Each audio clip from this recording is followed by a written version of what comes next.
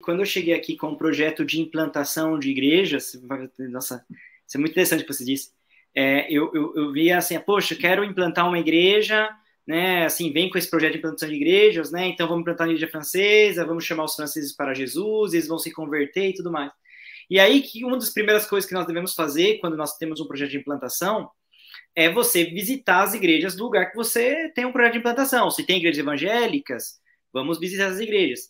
E aí eu fui nas igrejas evangélicas que tinham, né? E a maioria, eu acho que todas as que eu visitei, não lembro se tinha uma que não, mas todas que eu visitei tinham estrangeiros.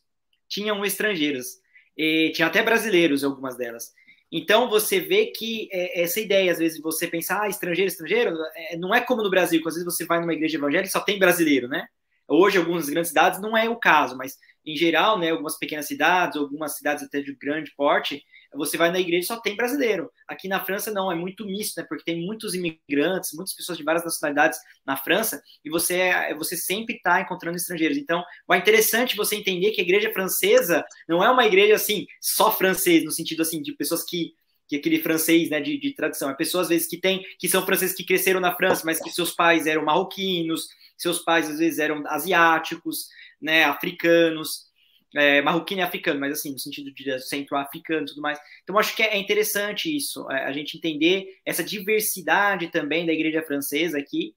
E assim, a igreja francesa, ela é uma igreja que ela não é tão grande como muitas igrejas brasileiras, né?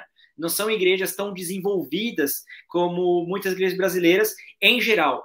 É claro que existem grandes igrejas evangélicas na França, mas em geral elas não são muito grandes, né? Uma igreja aí de um porte médio, vamos falar assim, é uma igreja aí de 50 a 80 pessoas, né? E quando você vê uma igreja francesa bem grande, aí você pode falar de uma igreja de mais de 100 membros, 200 membros, né? E tem sempre, claro, algumas igrejas excepcionais, mas em geral essa a realidade. E as igrejas francesas têm, assim, também várias diversidades, né? Tem igrejas pentecostais na França, tem igrejas bem tradicionais, e a maneira de ser pentecostal na França e a maneira de ser tradicional não é a mesma maneira de ser pentecostal e tradicional no Brasil.